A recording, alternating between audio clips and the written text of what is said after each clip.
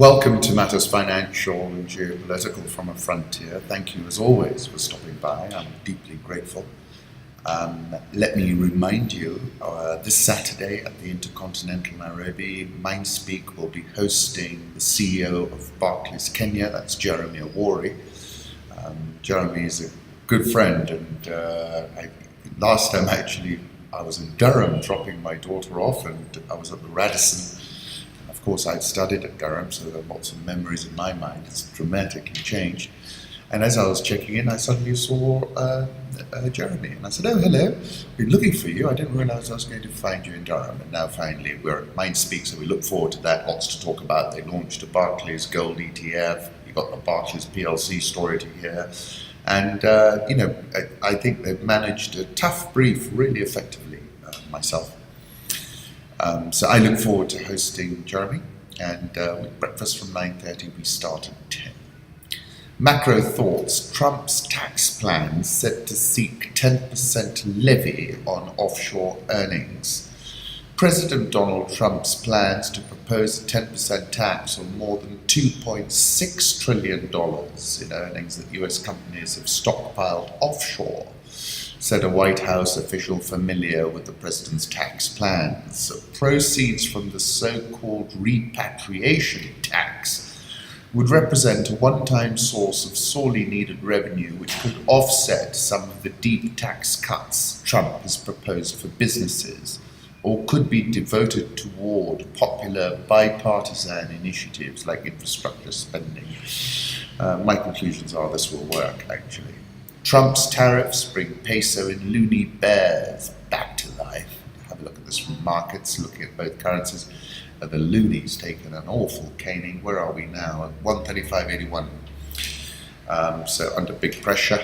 The peso, of course, staged this remarkable recovery. But let's keep an eye on both of them. Dollar yen, that's had a big move. 111.42, probably interest rate related. Caught me wrong on the wrong side, but I'm out now. Let's see what happens. 112 is the next key level, I think, on the charts. Home thoughts. David Yarrow. Heartening to see some big bulls with magnificent tusks in the Amboseli today. Take a look at this photograph of his. And then this one of mine from September 2013. Elephants, 1st September 2013. Look at it. I took the photo from behind so you could get a sense of the scale of the animal. One of my favorite, and I told Hannah, I said, "Hannah, it's time we went to the game park." And Hannah, who's now 11, by the way, and we bought her a very nice lunch in the Connaught. I rather enjoyed myself when we were in London. But the point I'm making about Hannah, I said, Hannah, time for us to get out of town, let's go somewhere. And she got very cross and said she's got exams, that I'm not serious enough. So I was suitably chastised. This morning, the Amboseli National Park, formerly the Masai Amboseli Game Reserve, is in Kajiado County, Kenya. 39,206 hectares in size, at the core of an 8,000 square kilometers ecosystem that spreads across the Kenya-Tanzania border. One of the most attractive features of this is that you see Mount Kilimanjaro in the background, and a lot of the elephants that come into the Amboseli come off the Kilimanjaro, point of fact.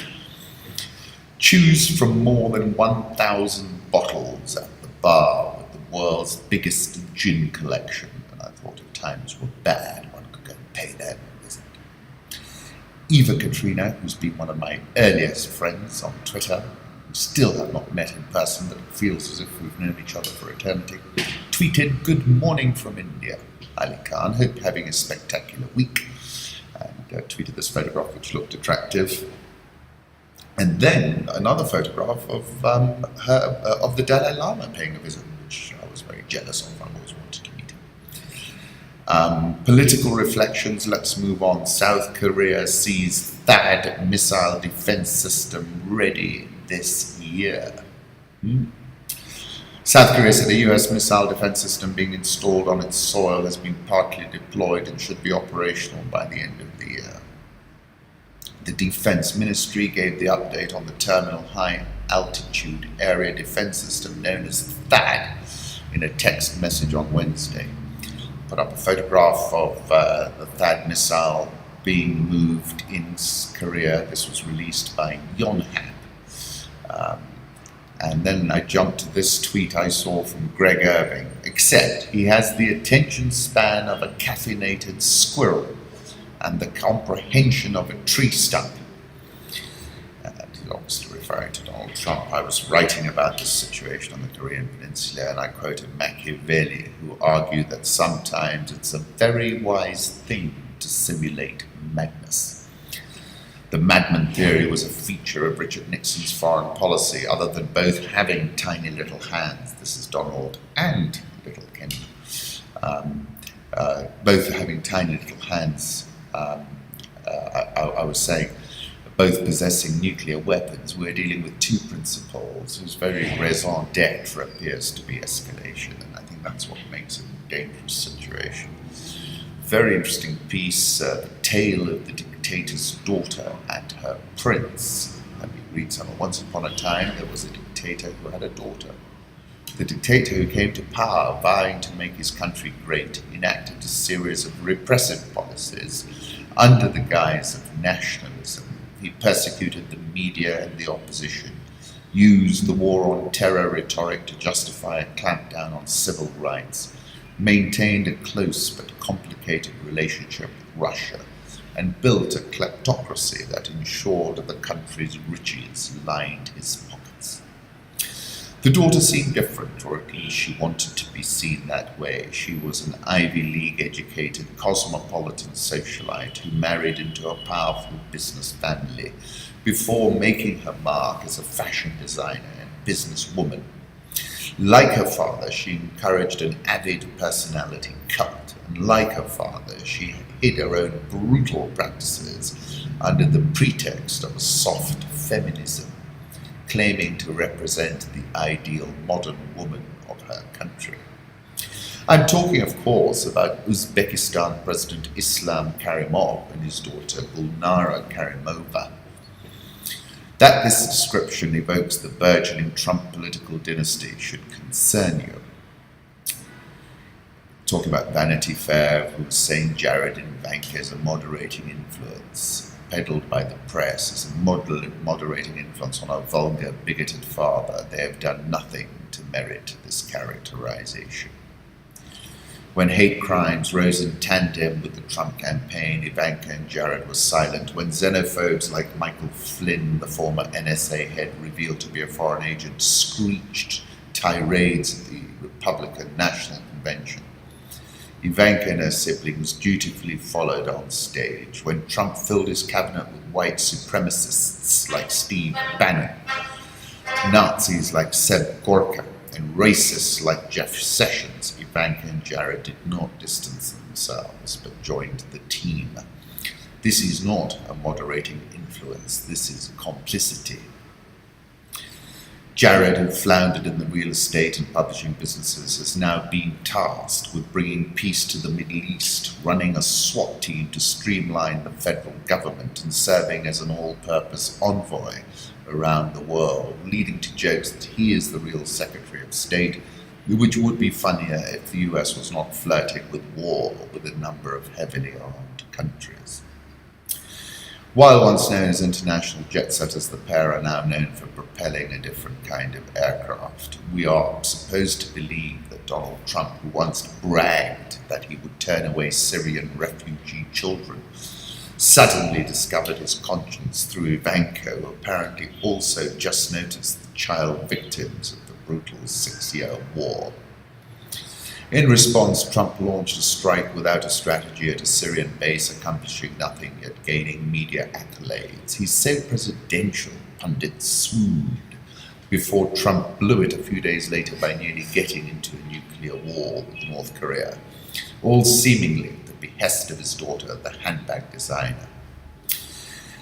Donald Trump's remarks about dating his own daughter, whom he once said he wanted to date, this is an unprecedented and unpresidential in many ways. The casual violence, the arbitrary policies, the unsettling nature of the father-daughter relationship, both personal and political, that Trump.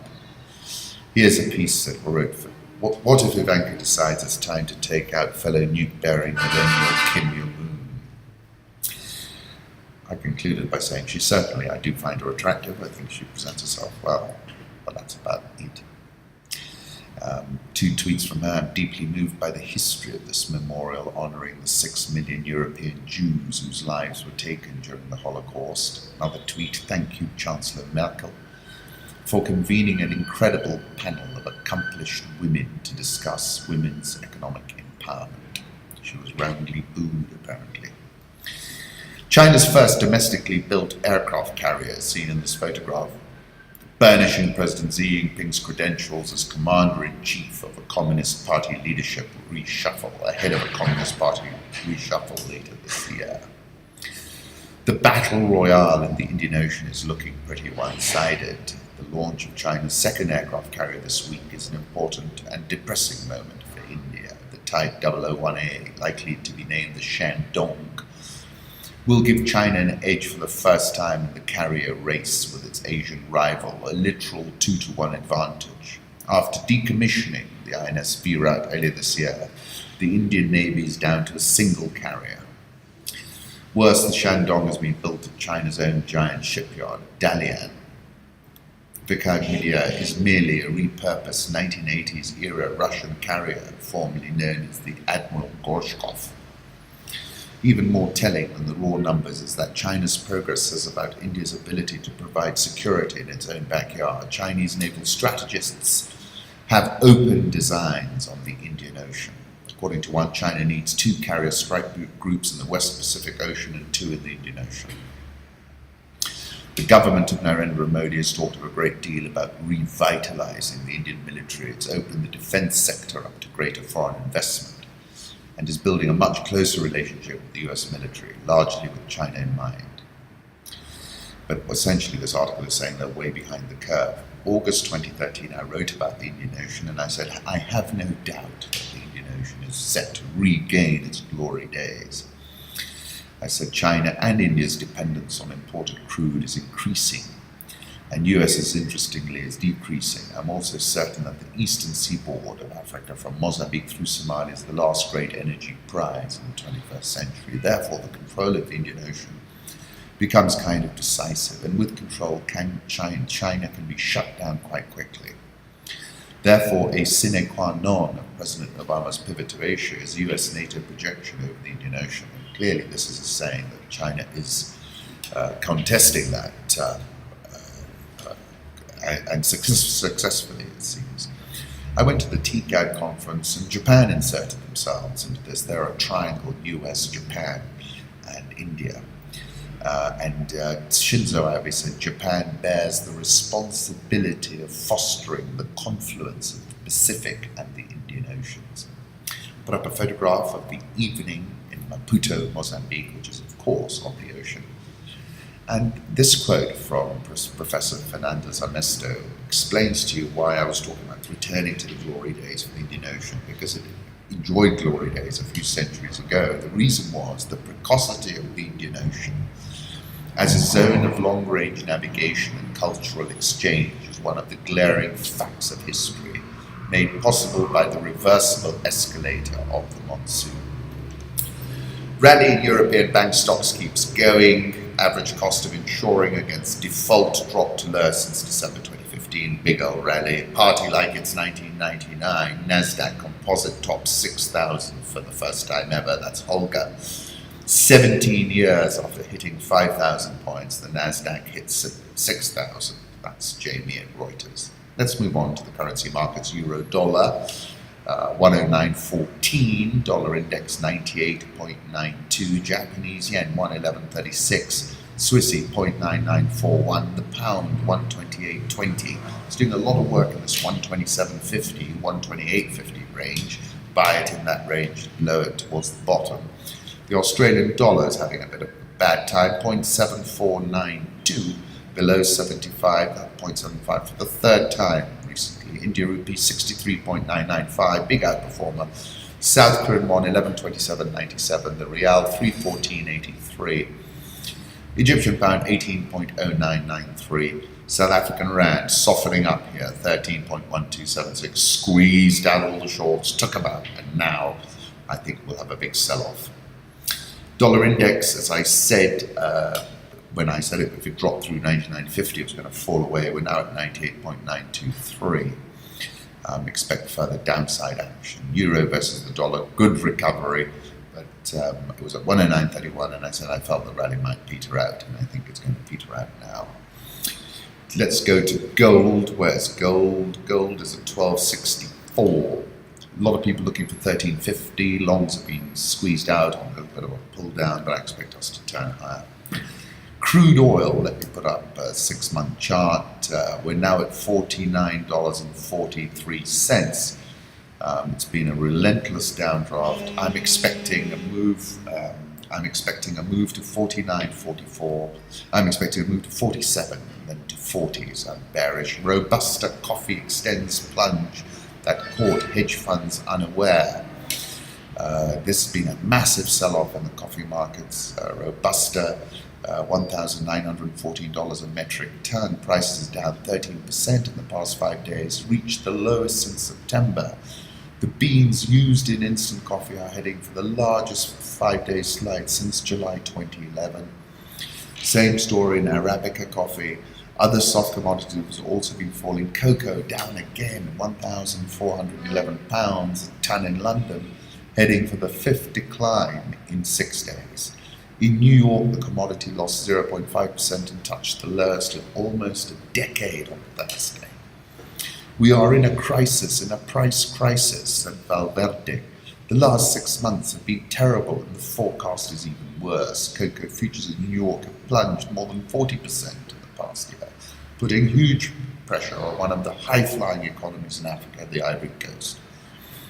Emerging markets, Turks shun Lira's post-referendum rally by loading up on dollars. Locals said to buy up to $2 billion after the referendum. Couldn't resist this headline, how rich hippies and developers went to war over Instagram's favorite beach. With its Mayan ruins and moonlight raves, that of itself is sufficient to send us all over there to have a look.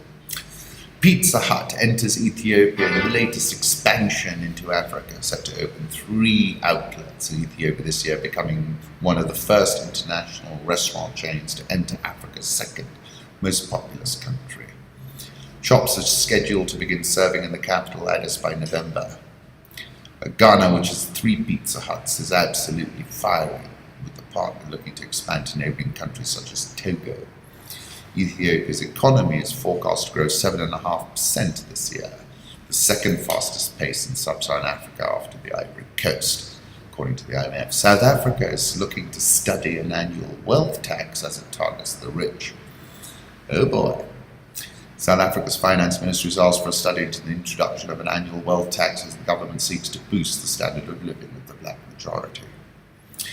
Let's see what develops. South African all share up 5.14% this year. Dollar versus rand, I'm saying sell it and sell it again. 13.13 last time I looked.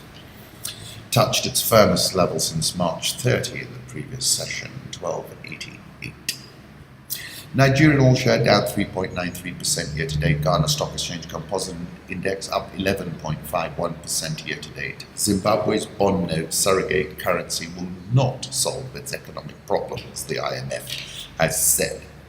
We think that going down this one bond note route in and of itself will not address the challenges that the country has. That's Mr. Silassi. So it's very important to have a more comprehensive policy package which also addresses a lot of the fiscal challenges that the country faces, a lot of the structural reforms that have to be done. However, Zimbabwe struck gold in that they had good rains and wet season has helped with bumper crops. Kenya police dispersed protesters over party primary results pretty much all over the country, to be honest. It's getting very noisy, but the failure by the opposition to select that flank area is signalling this is for the president to lose.